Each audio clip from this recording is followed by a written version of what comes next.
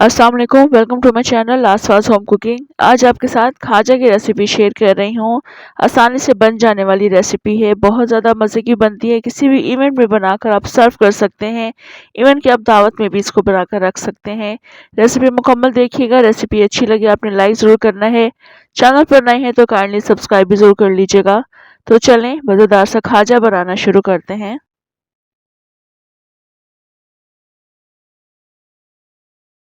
खाजा बनाने के लिए मैं 2 कप मैदे का इस्तेमाल करूँगी और मैदे को छानकर एक बाउल में शामिल करेंगे।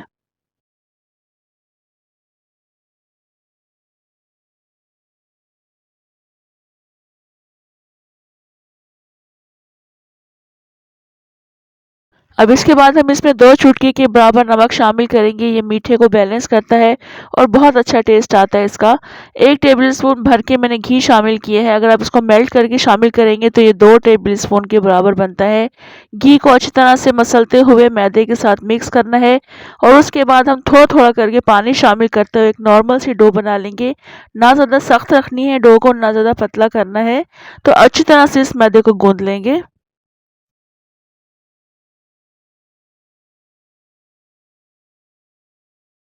ये आप देख सकते हैं मैंने गूँध लिया, ना ज़्यादा सख्त है, ना ज़्यादा नरम है। हम इसको अब ढक कर रख देंगे 15 से 20 मिनट के लिए।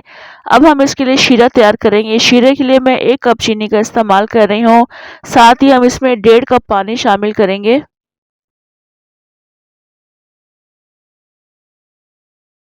हाफ टी स्पून इलायची पाउडर शामिल कर रही हूँ। आप साबुत इलायचियाँ भी शामिल कर सकते हैं। मिक्स करते हुए चीनी को पिघला लेंगे। इस वक्त चीनी पिघल चुकी है और जिस वक्त चीनी में जोश आना शुरू हो जाएगा उसके बाद के हमने इसमें 4 से 5 मिनट काउंट करने हैं। हमने इसमें 1 तार या 2 तार का शीरा नहीं बनाना है। बस चीनी में थोड़ी सी चिपचिपाहट होना शुरू हो जाए तब तक हम इसे कुक करेंगे। ज़्यादा हमने इसको थिक नहीं करना है वरना हमारी मिठाई ख़राब बनती है। तो अभी आप देख सकते हैं यहाँ पर थोड़ी-सी चिपचिपाहट शुरू हो चुकी है, तो बस अब हम चूल्हा बंद कर देंगे। अब हम डो की कंडीशन देख लेते हैं। 15 से 20 मिनट का इसको रेस्ट देना ज़रूरी है और रेस्ट इसको काफ़ी अच्छा मिल चुका है। आप देख सकते हैं काफ़ी अच्छी ये स्टेबल हो चुकी है। तो बस अब हमने इसमें से छोटे-छोटे से पेड़े निकालने हैं। इस तरह के साइज़ के हम छोटे-छोटे से पेड़े निकालेंगे। तमाम पेड़े हम बनाकर रख लेंगे। यहाँ मैंने तमाम पेड़े बना लिए हैं और एक रोटी भी मैंने बेल कर रख ली है। इसी साइज़ की हमने बाकी रोटियाँ बेलनी है। ज़्यादा छोटी भी नहीं करनी है आपने, ज़्यादा बड़ी भी नहीं करनी है। सेम साइज़ की हम रोटियाँ बेल कर रख लेंगे। रोटियाँ तमाम मैंने बेल ली हैं। इसके बाद हम एक रोटी उठाएँगे, उसके ऊपर थोड़ा-सा मेल्टेड घी डालेंगे, चारों तरफ उसको फैलाएँगे घी को और उसके बाद हम उसके ऊपर मैदा स्प्रिंकल करेंगे। मैदे को भी हम सब तरफ फैला देंगे। उसके बाद हम दूसरी रोटी ऊपर रखेंगे और वही सेम प्रोसेस करेंगे। मेल्टेड घी फैलाएँगे चारों तरफ, मैदा डस्ट करेंगे, उसको भी हम फैलाएँगे और तमाम रोटियों को हम इसी तरह से बनाकर तैयार करेंगे।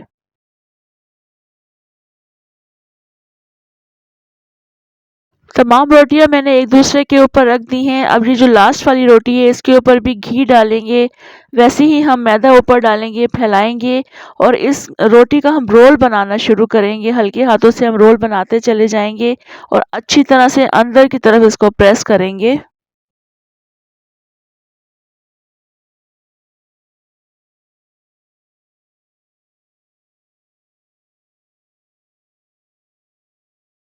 यह रोल मैंने बना लिया है और उसको अच्छी तरह से अंदर की तरफ प्रेस भी कर दिया है ताकि इसकी परतें ना खुलें। अब हम इसकी कटिंग करेंगे तो हाफ इंच के फासले पर इसके पीसेस निकालेंगे। ये देखिए बस इस तरह से हम हाफ इंच के फासले पर इसके तमाम पीसेस निकाल लेंगे।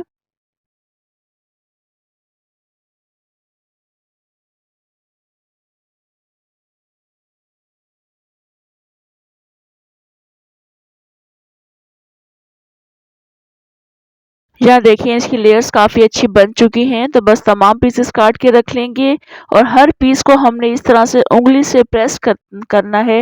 दरमियान से सेंटर से इसको प्रेस करेंगे। तमाम पीसेस को ज़रूर प्रेस करना है वरना ये जिस वक़्त ऑयल में फ्राई होती हैं तो ये काफ़ी ज़्यादा खुल जाती हैं, तो इनको प्रेस करना ज़रूरी है मगर ज़्यादा प्रेस मत कीजिएगा कि ये बिल्कुल ही ना खुलें।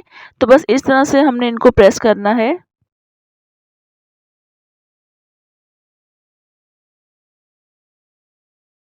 इस वक़्त इन तमाम पीसों को मैंने हल्के हाथों से प्रेस कर लिया। अब हम इसे फ्राई करेंगे। फ्राई करने के लिए मैंने मैदे की छोटी-सी बॉल बनाकर इसमें शामिल कर दी है।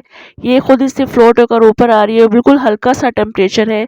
आपने इसको बिल्कुल धीमी आँच पर फ्राई करना है। अगर हम इसको तेज़ आँच पर फ्राई करेंगे तो कलर आ जाएगा, मगर ये अंदर से इसकी जो परतें हैं वो कच्ची रह जाएँगी।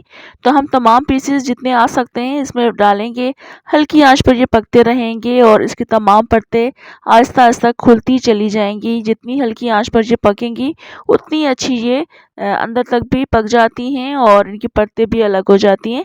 यहाँ आप देख सकते हैं काफ़ी अच्छी और हल्की आँच पर पक रही हैं और यहाँ पर ये खुद से खुल भी चुकी हैं। तमाम लेयर्स जो हैं इसकी खुल चुकी हैं। तो बस अच्छा-सा इनके ऊपर कलर लेकर आ जाएँगे, हल्का कलर, और उसके बाद हम इसको यहाँ से निकालेंगे। खाजा मुख्तलिफ शेप्स में बनाया जा सकता है। ये सिंपल और ईज़ी वे है खाजा बनाने का, इसलिए मैंने आपके साथ ये रेसिपी शेयर की है। और आप देख सकते हैं यहाँ पे प्यारा सा गोल्डन कलर आ चुका है, तो इनको तमाम को हम यहाँ से निकालेंगे और इन गरम-गरम को ही आपने शीरे में शामिल करना है। बिलफ़र्ज़ अगर शीरा ठंडा हो जाता है, इसको नीम गरम कर लीजिएगा। मैंने भी शीरे को नीम गरम कर लिया है और इनको हम 1 से 2 मिनट के लिए इस शीरे में सोक करेंगे, उसके बाद हम यहाँ से निकालेंगे। चम्मच में भी शीरे को लेकर के इनके ऊपर डालेंगे, काफ़ी अच्छी सोक हो जाएँगी। उसके बाद हम इन्हें सर्व करेंगे। इस मिठाई को आप बनाकर काफ़ी दिनों के लिए स्टोर कर सकते हैं, फ्रिज में रख सकते हैं और जिस वक़्त भी आपका मीठा खाने का मूड हो, एन्जॉय कर सकते हैं। बहुत खस्ता और बहुत मज़ेदार सी ये मिठाई बनकर तैयार होती है। ईज़ी रेसिपी है, आपने ज़रूर बनानी है। मुझे कमेंट करके ज़रूर बताना है, शेयर भी आपने ज़रूर करना है। इसके अलावा रेसिपी अच्छी लगी आपने लाइक भी ज़रूर करना है। और अगर चैनल पर नए हैं तो काइंडली सब्सक्राइब भी ज़रूर कर लीजिएगा। मुझे दें इजाज़त, इंशाल्लाह दोबारा आऊँगी अच्छी सी मज़ेदार सी रेसिपी के साथ। अल्लाह हाफ़िज़।